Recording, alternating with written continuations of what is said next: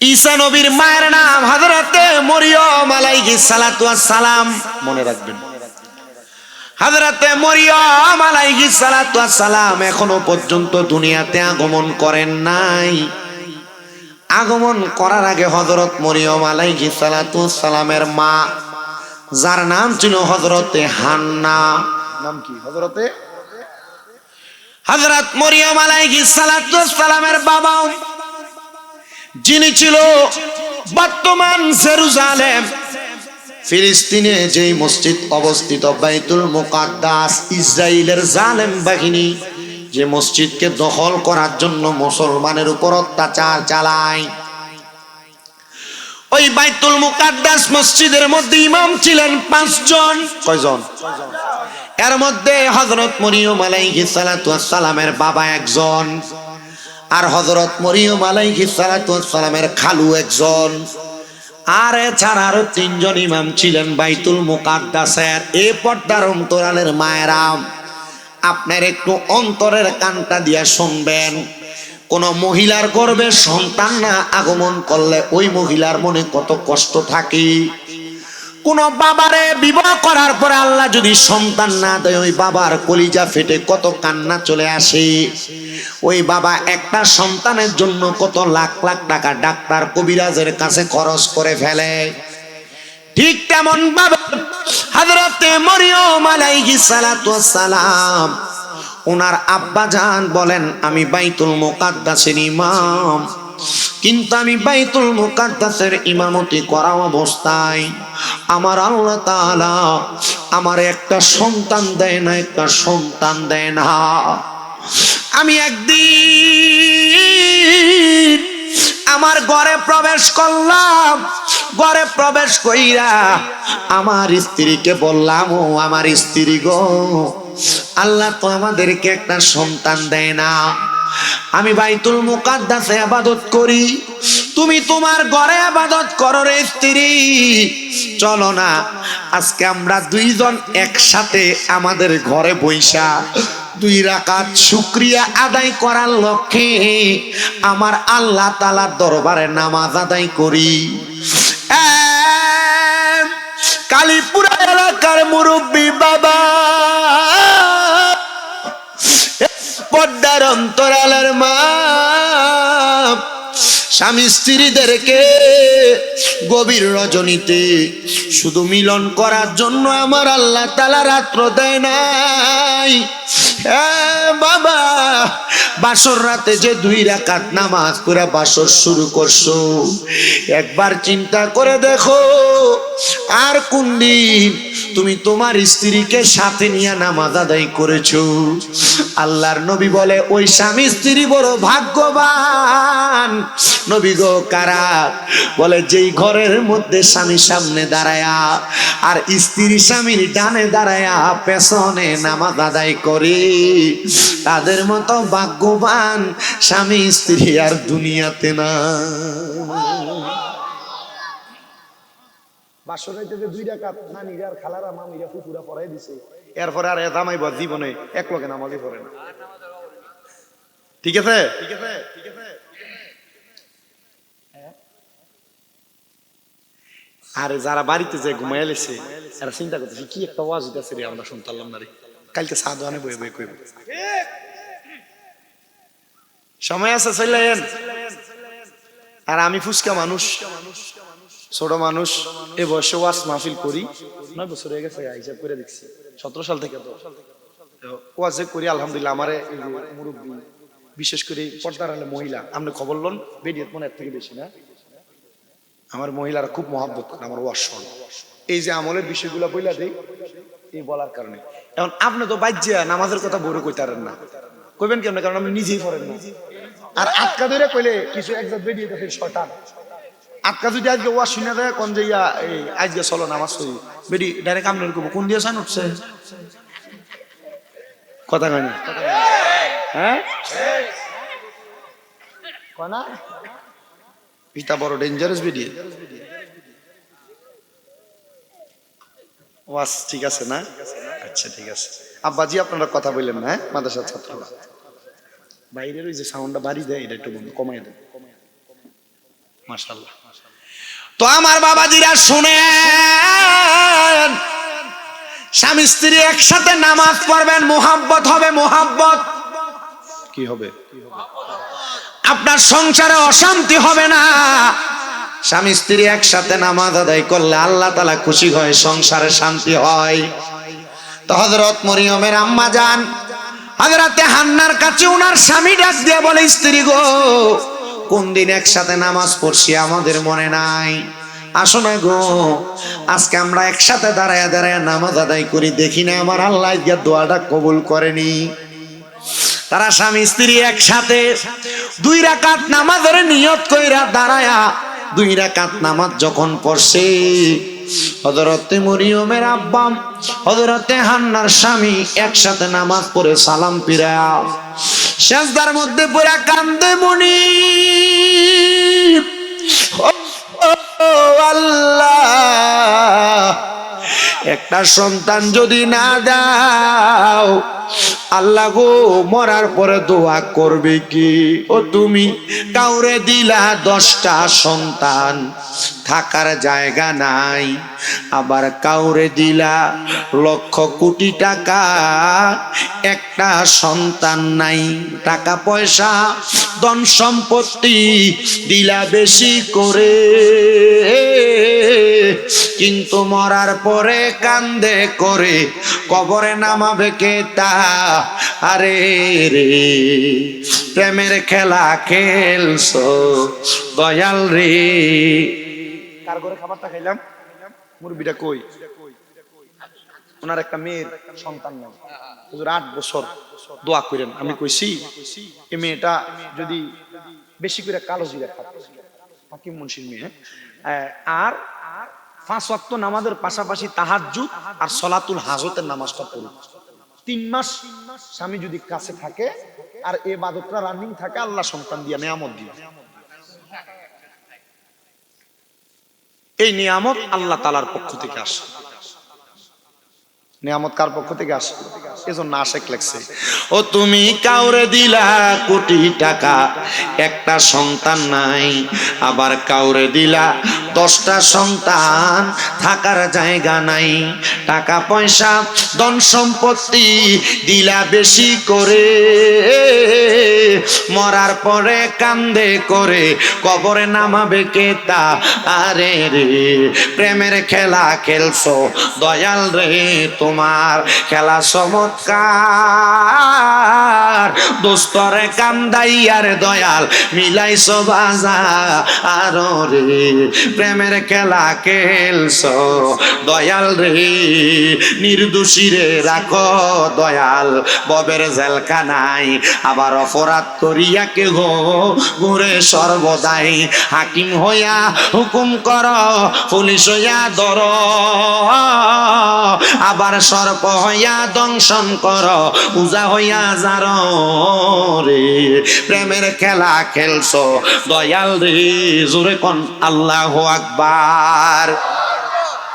হযরত মরিয়ম আলাইহিস সালাতু ওয়াস সালামের বাবা আমার আল্লাহর একটা ডাক দিয়া কয়, আল্লাহ, দুনিয়ার কত মানুষের সন্তান আছে, আমার তো একটা সন্তান নাই, আল্লাহ তুমি আমরার একটা সন্তান দিয়ে আমরার কলিজাটা ঠান্ডা করো। হযরত মরিয়মের মা আর আব্বা জান নামাজের মুসল্লাটার ভিতরে পইরা কানতে কানতে নামাজের মুসল্লার মধ্যে বেহুশ হইয়া গেছে। হঠাৎ করে ঘুম থেকে জাগ্রত হইয়া আর 2 রাকাত নামাজ পড়ছে রে বাবা। হযরত মরিয়মের আব্বা কয়, এরে মরিয়মের মা হযরত হান্না, জানোনি আমার আল্লাহ তাআলা আমারে খবর দিছে, আমারে একটা সন্তান দান করব যার নাম হইব মরিয়ম। ইয়া রাসূলুল্লাহ, ইয়া রাসূলুল্লাহ, আমরা আছি সেখানে।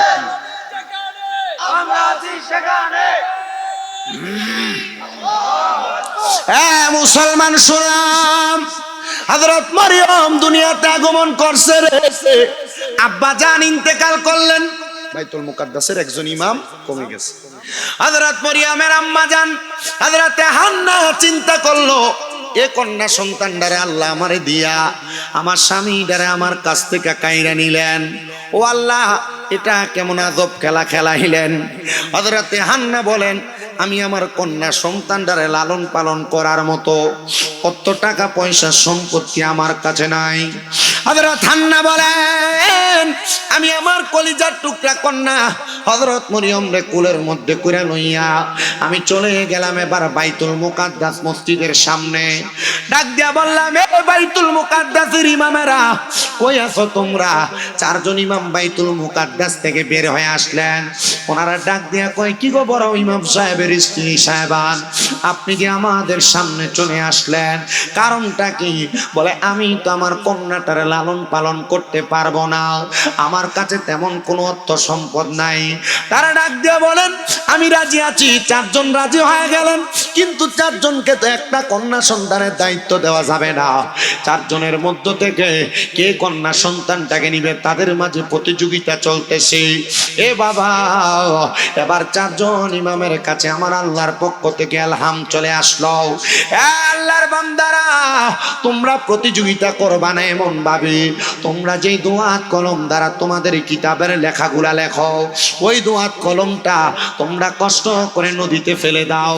বিসমিল্লাহ বলে ফেলবা, যেন নদী থেকে যার দোয়াত কলমটা ফিরে আসবে তার কাছে আল্লাহ তাআলার বন্ধু হযরত মরিয়ম লালন পালন হবে। চারজন নদীতে কলম মারছে, কিন্তু কারোর কলম ফিরে আসে নাই। শুধু হযরত মরিয়ম আলাইহিস সালাতু ওয়াস সালামের যে খালু আছেন, ওনার কলমটা ফিরে আসছে। মরিয়মের খালু হযরত মরিয়ম রে কোলে নিয়া বাইতুল মুকাদ্দাসের ছোট্ট একটা ঘরের মধ্যে লালন পালন করা শুরু করলেন। হযরত মরিয়মের বয়স এবার হয়ে গেল 7 থেকে 8 বছর। হযরত মরিয়ম মানুষকে তাওহীদের দাওয়াত দেয়, হযরত মরিয়ম মানুষকে রিসালাতের দাওয়াত দেয়, হযরত মরিয়ম মানুষকে আল্লাহর কথা বলে। কিন্তু ইহুদিরা বলে, এই ছোট্ট মাইয়া 7, 8, 9 বছর বয়স, এই মাইয়াটা আমাদের বাপদাদার ধর্মকে লাঞ্ছিত করার জন্য এমন কোন খোদার দাওয়াত দেয় যে খোদা নাকি একজন। তখন মানুষগুলা লাত উজ্জার পূজা করত, মূর্তির পূজা করত, মানুষগুলা গাছের পূজা করত, ওই সময়কার মানুষ সূর্যের পূজা করত, ওই সময়কার মানুষ পানির পূজা করত, ওই সময়কার মানুষগুলা শিরিক বেদাতের সাথে লিপ্ত ছিল। হযরত মরিয়ম বলে, আমি তাদেরকে বলতে লাগলাম, তোমরা যে গাছের পূজা করো ওই গাছ কেটে ফেললে আর রাখতে পারবা না। তোমরা যে মাছের পূজা করো তোমরা সেই মাছকে আবার আহার করো। যেই সূর্যের পূজা করো ওই সূর্য চলে যায় আবার আসে। তোমরা যে অবুঝ প্রাণীদের পূজা করো, গরুর পূজা করো, এগুলা তোমাদের কাছ থেকে চলে যায় আবার আসি, মৃত্যুবরণ করো। আমি মরিয়ম এমন একজন খোদার দাওয়াত তোমাদেরকে দেই, ওই খোদার দাওয়াত তোমরা গ্রহণ করো, যার সাথে কোনো শরীক নাই, লা শারিকা লা, ওই আল্লাহ তাআলার সাথে কোনো অংশীদার নাই। তিনি মৃত্যুবরণ করে না, তিনি হাইয়ুল কাইয়্যুম, তিনি চিরস্থায়ী, তিনি চিরঞ্জীব। এ আল্লাহর বান্দারা, তোমরা কি ওই আল্লাহর প্রতি ঈমান আনয়ন করবা? তারা কেউ হযরত মরিয়মের কথা মানে না। হযরত মরিয়ম যে সময় বসবাস করতেন, কিছুদিন পরে হযরত মরিয়মের খালু মারা গেল। ওই বাইতুল মুকাদ্দাস এরিয়ার মধ্যে একজন লোক ছিল যার নাম ছিল কুচ্ছা। এই লোকটার কাজ হলো এলাকার সুন্দর সুন্দর মহিলা, এলাকার নারীদের সাথে অবৈধ সম্পর্ক করত, অবৈধ সম্পর্ক করে তার সময়গুলা কাটাইতো। হযরত মরিয়ম আলাইহিস সালাতু ওয়াস সালাম 9 বছর থেকে 10 বছর উপনীত হওয়ার পরে হযরত মরিয়ম বড় স্বাবলম্বী হয়ে গেল। ওই কুচ্চা একদিন ফজরের নামাজের পরবর্তী সময়ে হযরত মরিয়মের ঘরের সামনে দাঁড়ায় গেছে। হযরত মরিয়ম তখন নামাজ আদায় করে। হযরত মরিয়ম ফজরের নামাজের পরবর্তী সময়ে গোসল করে পবিত্রতা, হযরত মরিয়ম সুবহে সাদিকের পরবর্তীতে গোসল করে পবিত্রতা অর্জন করে ঘরের দিকে প্রবেশ করে। মনে রাখবেন রে মুসলমান, মহিলা যারা, নারী যারা আছে, তারা যেন দুনিয়ার জমিনের মধ্যে গোসল করার পর তাদের ছাড়া চুলগুলা কোনো পুরুষ মানুষ না দেখে। এ মহিলা, কেন কেন কেন একটু শুনে রাখো, কারণ তোমার সর্ব সৌন্দর্য প্রকাশ পায় একটা নারীর গোসলের পরবর্তী সময়ে।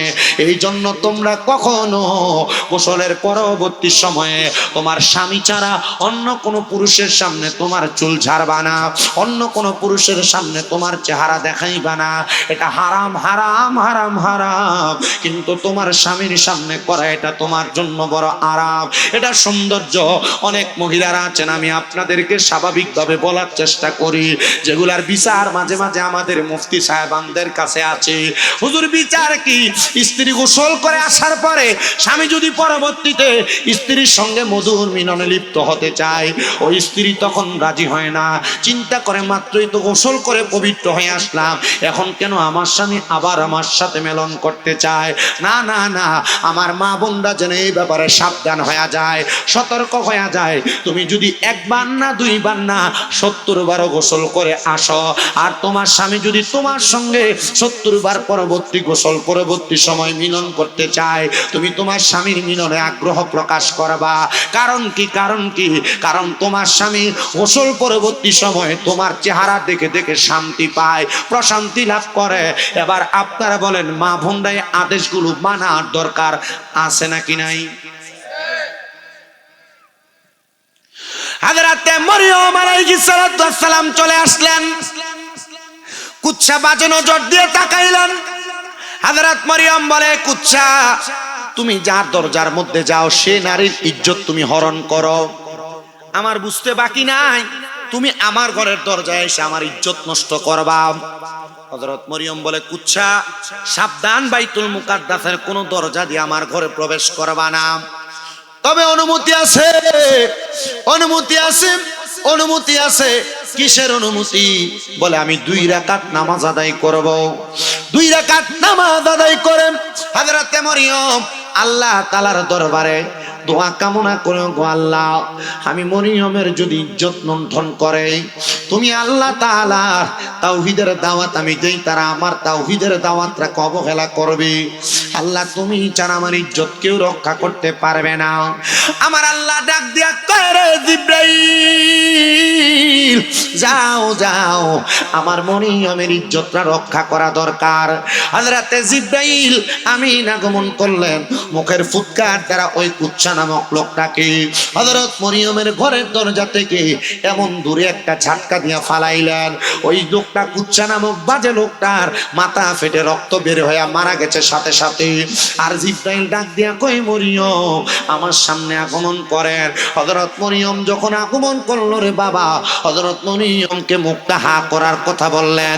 হযরত মরিয়ম মুখটা হা করার সাথে সাথে হযরত মরিয়মের মুখের মধ্যে একটা ফুৎকার দিলেন। ফুৎকার ফু দেওয়ার সাথে সাথে হযরত মরিয়ম ওনার ঘরে চলে গেলেন। অল্প কিছুদিন পর হযরত মরিয়ম গর্ভবতী হয়ে গেলেন। 10 বছরের নারী, এখনো পর্যন্ত কোনো বিবাহ হয় নাই, কিন্তু গর্ভে সন্তান। মানুষ হযরত মরিয়মকে অপবাদ দিতে লাগলেন, মরিয়ম, তোমার বিবাহ হয় নাই, সন্তান আসলো কিভাবে? এটা হতে পারে না। মরিয়ম, তুমি যে এমন কথা বলতেছ, এমন কাজ করতেছ, তোমার তাওহীদের খোদা কি তোমারে কোনো বাধা দেয় না? হযরত মরিয়ম কয়, আল্লাহ, আমারে আপনি কলঙ্কের হাল গড়ায় পরায় দিলেন। মানুষ আমারে কলঙ্ক দেয়, মানুষ আমারে বাজে কথা বলে, মানুষ তো আমি মরিয়মের কথাগুলো শোনে না। স্বামী নাই, স্বামী নাই, সন্তান আসলো কেমনে? হযরত মরিয়ম রে আমার আল্লাহ তাআলা ইন্নাল্লাহা মা'আস সাবিরিন ধৈর্য ধারণ করার আয়াত শোনায়া দেয়। হযরত মরিয়ম ডাক দিয়া কয়, আল্লাহ, আমি ধৈর্য ধারণ করি, কিন্তু ইহুদিরা আমি মরিয়মকে অপবাদ দেয়। আল্লাহ কই, মরিয়ম, অল্প কিছুদিন অপেক্ষা করো। অল্প কিছুদিন পরে হযরতে মরিয়ম আলাইহিস সালাতু ওয়াস সালামের সন্তান দুনিয়াতে আগমন করলো, ছোট বাচ্চা। এলাকার সব মানুষ মরিয়মের ঘরের দরজায়, একদল মানুষ বলতেছে, মরিয়মের এই সন্তানকে দুনিয়াতে রাখা যাবে না, আসো আমরা মরিয়মের এই সন্তানটারে আমরা মাটি গর্ত করে একবারে মাটির নিচে দিয়া দেই। আরেক দল বলতেছে, আগুন জ্বালাও, আগুনের মধ্যে দিয়া দেই। আরেক দল বলতেছে, না না না, জীবিত অবস্থায় নদীর পানিতে ফেলাইয়া দেই। হযরত মরিয়ম কয়, আল্লাহ,